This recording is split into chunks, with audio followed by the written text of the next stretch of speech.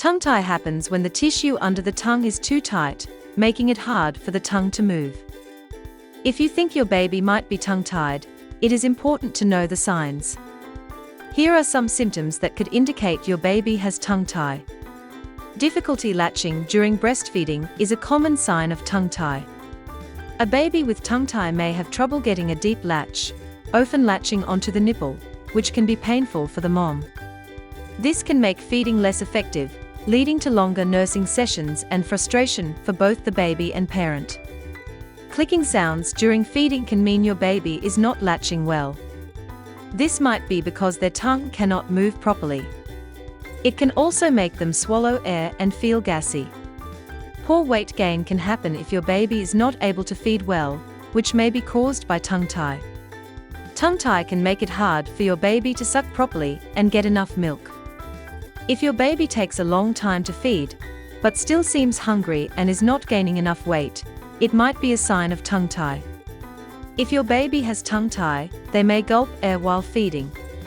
It can cause gas or tummy discomfort, making them fussy. They may also feed more often because they are not getting enough milk each time. Trouble latching due to tongue tie can make feedings less effective, leaving your baby hungry and frustrated. Spitting can also occur directly because of tongue tie, frequently after feeds. This is because the air swallowed during feeding puts extra pressure on the baby's tummy, causing the milk to come back up. If you lay your baby's head in your lap and check their tongue, and it appears white, it is likely dried milk.